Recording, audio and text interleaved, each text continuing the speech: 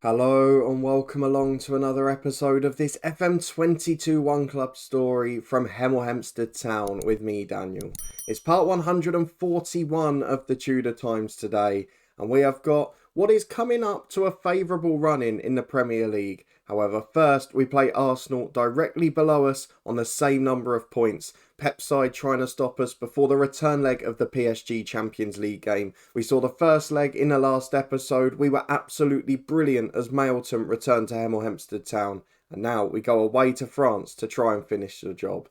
So if you're looking forward to that one, then please do chuck a thumbs up on the video. Subscribe down below for daily FM22 content. Of course, the last week or so has been an absolute whirlwind on the channel. The return of top threes and niche experiments last Sunday, and the rerouting of our rebuilding save throughout Scandinavia. So of course, if you've missed any of it, please do check out the key links in the eye above and the description below. And you can support the show as a channel member by clicking the join button below this video too. But let's get cracking with a very big couple of games for Hemel Hempstead Town, because although we've got a more favourable run in than the last couple of years, we've talked about that in the last episode. We've drawn Crystal Palace away, a relegation threatened side, in the FA Cup quarter final. But we're in a bit of trouble in the league because we've not been as consistent as we'd like all season. And as a result of that, and because of other teams actually performing well this year, we are level on points with Arsenal and Spurs in the battle for third, fourth and fifth. We've then got United 3 points above us and City 3 points below, with Liverpool seemingly the runaway champions in waiting.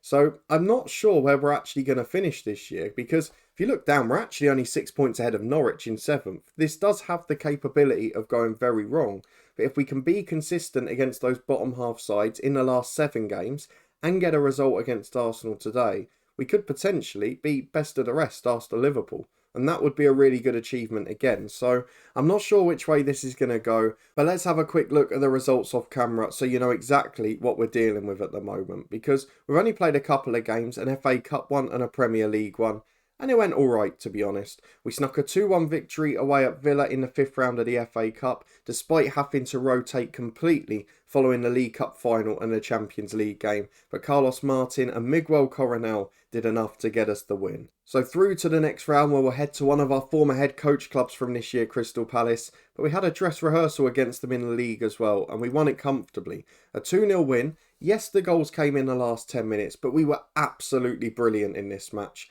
Miguel Coronel and Tyrese Ricketts got them, and we look in pretty good stead as a result. So Arsenal, the last of those big boys on paper that we play in the league this year, can we get a result to put us in the hunt in the title race? Because we've then got 8 games against all sides outside the top 6, and if we can be consistent, if we can get victories, who knows what the capabilities are. We were 7 points clear last year, don't forget, and threw it away against the big boys at the end. Can we make up the same distance if we don't have to play any of them? That's what we're going to find out in the next couple of days. But for now, let's go and face Arsenal. We've had a week off, a rare week off given the last couple of months, and we're playing against a side who, bar not scoring quite as many as us, have got an identical record in the Premier League this year. So let's see what sort of lineup we can put out for this one. It should be our strongest. I'm happy to rotate a bit against PSG if needed, given the strong aggregate lead we've got. So let's see what lineup's been suggested and what lineup we can actually put out. So I've gone for our strongest possible 11, in my opinion. The only one that could maybe work in is Coronel, but given Moreira's fitness, I think we might need him in midweek. Moreira, by the way, rejected a new deal on 175 grand a week, so it looks like he's going to be sold in the summer. A shame, because he is arguably the best midfield player in the world, but I don't know that I'm willing to break our wage structure, and with a year left to be worth over 100 million, we might just have to take it, because Coronel, let's be fair, behind him, is not much worse. Maybe a little bit physically, but we've got the youngsters, Luiz and Rojas, coming back from loans. Time for the next generation to step up, I think. So he might be the one to go. Coronel accepted 140 grand a week, so that's going to be the limit of our pay structure if Moreira doesn't sign a new one. But our 11 for today is as strong as can be. We've got John Moore in goal, Chauvin and Delgado the fullbacks, with Zaruk and Jura now a bona fide world-class centre-half partnership. Zaruk has made that position his own this year, despite maybe struggling a little bit with fitness. The AFCON's certainly not helping him. And then Jura, just become really rock solid. He doesn't look like a superstar, but when you go and look at all of his key attributes, bar composure, they're all 14 plus. It's a very solid footballer. We've got the Vitta in the holding role, still the best trainer every week. Mentally and physically, he is the perfect holding midfielder. Yes, he's not the best footballer, but he just gives the ball to someone more talented. As a ball-busting midfielder, he's perfect, and he's still got a whole star of potential to go. Only 22 years of age. Stamatis developing massively alongside another midfielder on the way to becoming world-class, with Moreira and superstar Collins and Joe, the number 10. And then up front, Torres and Ricketts. As Tyrese Ricketts finds form again, we've got quality on the bench. We've got nearly everyone fit. This is the best our squad's looked all season. So let's hope that transcends to the pitch and we're able to get a result against Pep's Arsenal. And just looking through the stats, I think it's the first time since October we've named a back-to-back unchanged team in the league. So I'm hoping that will pay dividends today. The same can't be said for Arsenal, who make 6 changes. Still one familiar name in Kai Havertz, and Jamal Baptiste on the bench is another. But generally, it's all changed now. We're virtually in a regen world. So let's see if ours are better than theirs as we go into the Hemel Hempstead Stadium to face Arsenal in a massive top 4 Premier League clash. This is the difference between looking up towards the title and looking down towards the Europa League places. We've qualified for the Europa Conference from winning the League Cup last time, but we have to better it. We have to keep getting Champions League football. Well, 26 minutes on the clock as we're back with the ball in our own half, working its way back to John Moore. I'm a little bit concerned that we've had the better of the stats again and not taken chances. This would not be a spell for the goals to dry up in an ideal world as Jura goes back to John Moore, though we have seen, as has been the case when we've generally been in form throughout this save, that we've been a stronger team in the second half, coming on in games, having that superior fitness as Collins and Joe works in behind. It's a half chance if anything. Over the bar, not really threatening the keeper. But we have been the better side in the first half an hour. Can we wear them down? Look at the fitness in the middle. Their centre forward, their wingers, their centre midfielders, all tired. And Dominic Chauvin's off with a knock. We've got our own injury problems now. As Joe finds Tyrese Ricketts. Back to Zaruk. He goes all the way back to the keeper. I'll do a straight swap at half time with Chauvin for Jose, but for now, it's Jura carrying the ball forward to Stamatis and Torres. Lovely ball for Moreira. He's got space. He hits the shot well, but the keeper's down to his left to save for Arsenal, then put in massive trouble by his centre half, but does really well to get it away. With 5 to the break, it remains goalless, but we're the only team showing a threat at the moment. Cue the Arsenal goal. I'm sure it'll come now. Ferguson down the right-hand side. Plays it up to Fidel, the centre forward. Arsenal's first spell of possession we've seen in a highlight here, as Vanderlei in a holding role, someone we tried to sign many years ago, just gives it away to Delgado, as Zaruk finds Jura. Chauvin's outside, but instead finds Moreira, and Ricketts, he's got Joe running beyond him. Seems to do that a lot more than Mailton, make that running behind the centre forwards. Bit like we used to have with Kamari Doyle many years ago. Lovely ball from Torres to Tyrese Ricketts. It's close for the offside. It is very, very close. But let's hope VAR's on our side. It is. He just kept himself on. Brilliant ball, Torres. 1-0. Great finish from Ricketts. The goal drought is very much over now.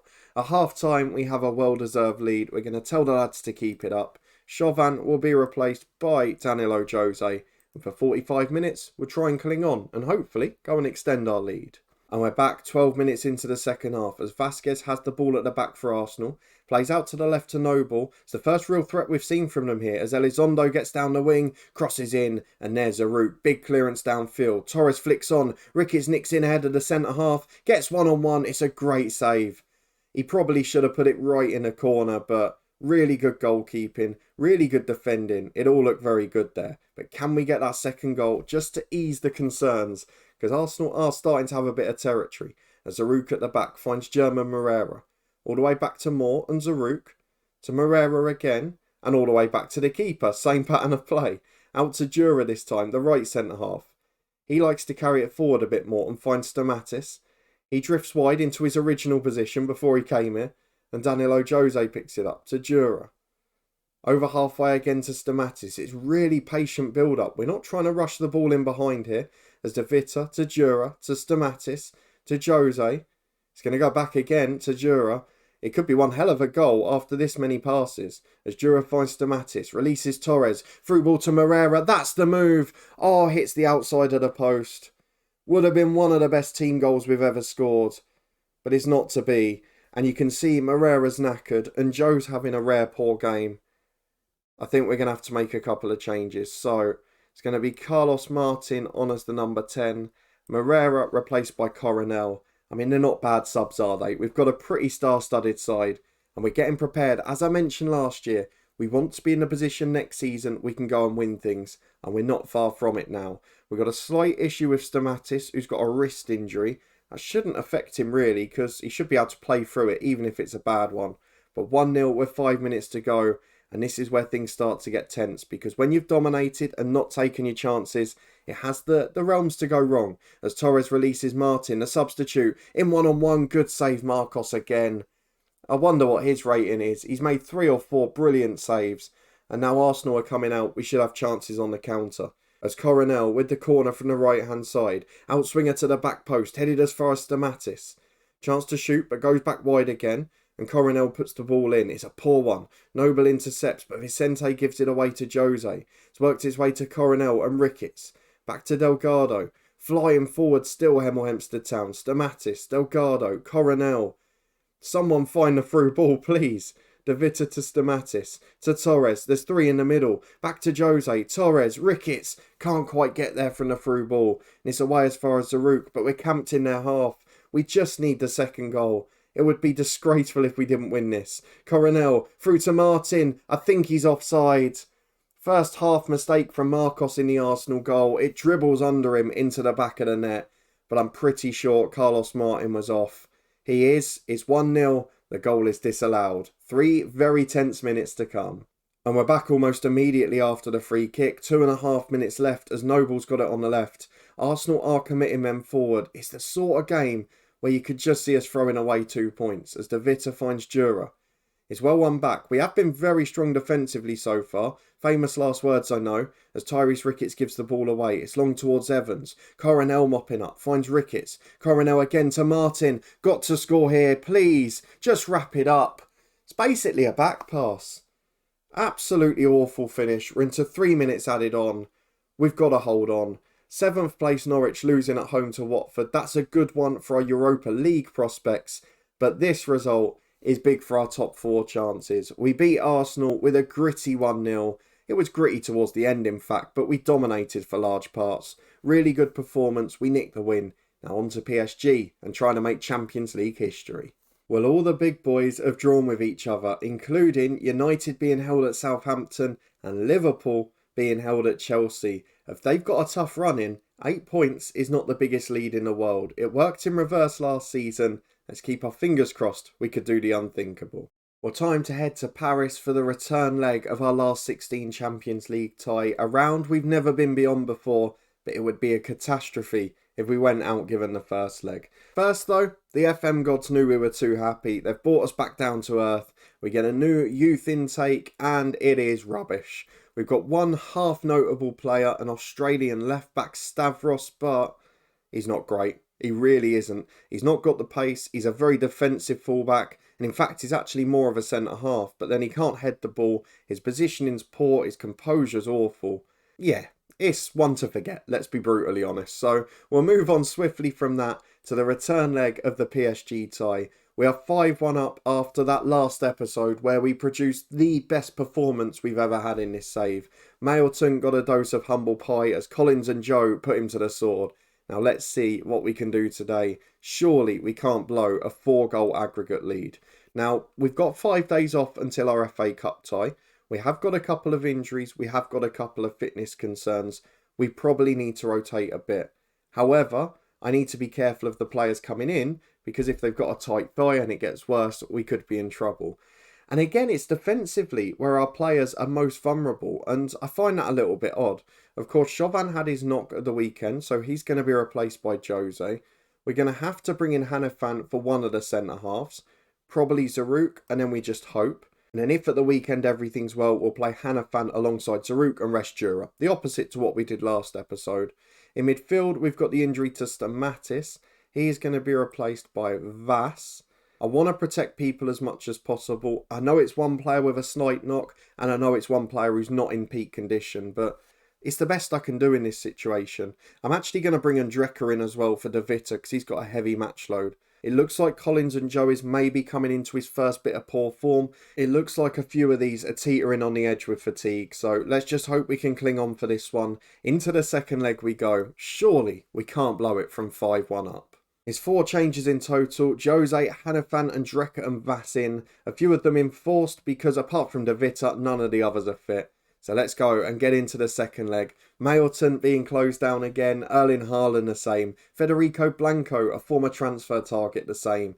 But it is a very good PSG side. We were at our very best to beat them in the first leg. But when they've got attacking intent, we know what can happen. We saw it from 3-0 up in a Super Cup final where we managed to lose a couple of years ago. So we know that if we give them a sniff, they are going to get back into this game.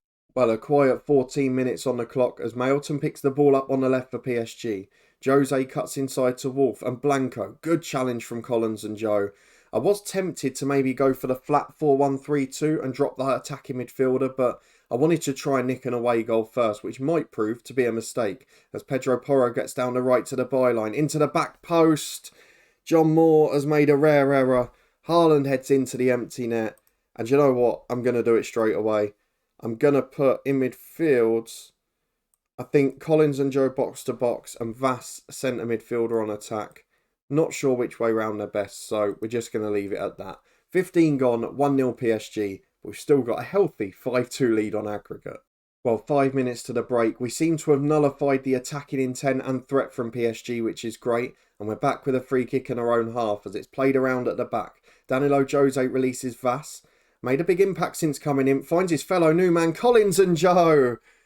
Oh, he's just here to show Mailton up. What a man. And a man I was unsure about signing. Might end up becoming my best ever one in the context. Because to replace Mailton and it not even look like he's gone away for over £100 million less. And for seemingly less ability according to all the coaches. He scored the crucial away goal. It's set up by the other new man, Vass, who our last director of football, Marcus Morris, found. It is just the perfect goal to prove how good our January business was. We got those two in to replace Mailton and made an 80 million profit. It's ridiculous, really. 1-1 as we approach the hour mark, and now a few of the tired legs can probably come off. So German Moreira will be replaced by Coronel. There's barely anything in it in ability. And Coronel, of course, will be first choice next year. Delgado at left back struggling, but Peebles is maybe a bridge too far for weakness. So for now, I'm going to take off the complacent Ricketts for Azoma, and I'll leave it at that. I've saved one sub, so if we get a bit later on, we can rest Delgado at left back. Though Blanco puts in a corner for PSG. Danilo Jose heads away to Azoma. We've got a 2-on-2. They've committed so many forward. But Alphonso Davies does really well there. It's out to win, the English number 9 on the right-hand side. Mailton gets it, switches to Chen. Chance to cross from the left to the back post. Beats everyone. Pedro Porro, the right back, has to mop up. Got the chance to cross himself though from the wide area into Chen. Straight at John Moore. Stays 1-1 on the night. Very comfortable on aggregate. And we're back almost immediately as Cheng's down the left-hand side. Crosses to the back post. Delgado heads away. It's constant PSG pressure. They've really gone for it now. They're throwing the kitchen sink at us as it's into the back stick. Chen's header hits the woodwork. Behind for a goal kick. We survive it, but that is a warning sign. Well, we've reached the final 15 minutes. There's nothing happening, so let's just give Peebles a run out at left back. He'll get 10. Delgado gets a little rest. And we just enjoy it because it's dried up again. It's just calmed down and it's 1-1 on the night. This has been a really professional job, well done. And it had the potential to spiral out of control with that early Haaland goal. But it hasn't, as Vass picks it up again to Azoma. Could we go one better and win it on the night? Torres on the left, heads into Vass from the missed header. Back to Coronel. Oh, who worries if German Moreira leaves? Certainly not me. What a goal from Miguel Coronel. He's ready to make the step up. And if we can get 100 million for a man with 1 year on his contract, then that is the perfect replacement already at the club. A 2-1 win on the night, that is a little bit fortuitous given the way the game panned out. But we did a really solid job. The new boys made an impact again. And Mailton, leaving us to try and win the Champions League, well, he can wave bye-bye to his hopes. It's a 7-2 aggregate win. It's a fabulous performance. And for the first time, We're in the Champions League quarterfinals. We're making real progress. We're developing phenomenally. And we've got the Champions League last 8 draw on Friday, which will be the last thing I show you in this episode. We're back for the quarter-final draw of the Champions League, which does not contain holders Tottenham Hotspur. They were beaten by Bayern Munich, armed with Mario Ricca, but not a regular starter. We'll keep our eyes on that. However, this has become a very good week because, finally, after how long of waiting, out on loan at Atletico Madrid, Vit Srubeck has got his UK work permit. So next season, he will become one of our striking options and Danny Harrison can finally move on as a backup. So really good to see. Excellent stuff. It's the new director of football that got it. Maurizio Pochettino is that man. We saw that news on deadline day a couple of episodes ago, but he does finally come in to replace Marcus Morris, despite Morris spotting Alberto Vaz. So I've got a little bit of guilt on that front. But with the off-the-pitch news incredibly promising, let's get to on-the-pitch action. We have got, behind my head, Bilbao, Barcelona, Bayern Munich, Liverpool. We joked a couple of episodes ago, could it be a Mailton reunion followed by a Ricca one? Well, we're not far away from finding out. Atletico Madrid, Borussia Dortmund and Real Madrid on the much stronger side of the page. I'd like Bilbao, if I'm being honest. Aside from that, it's a tough game either way. Let's draw the first team out the hat. Barcelona will play Borussia Dortmund. Bilbao are still there, but we're out at home first. That worked against PSG. Please be Bilbao. It's Real Madrid. Maybe not quite as easy as we'd hoped for. A club that we played in the group stages, don't forget. They stole 2 of our transfer targets in the summer. Our results against them in the groups were a 1-0 defeat at home and a 2-1 defeat away from home. So we lost both games against them. The only man on our team that scored against them this year was Mailton, who's no longer here. Doesn't bode particularly well, does it? But it's going to be a massive tie. Let's have a look at when they've been put in, right in the middle of April. So it's perfect as we play a side that have had a tough year in Southampton straight after. We will be back for the second leg of our Champions League quarter-final and to see how we're progressing in what is a friendly run-in in the Premier League on paper.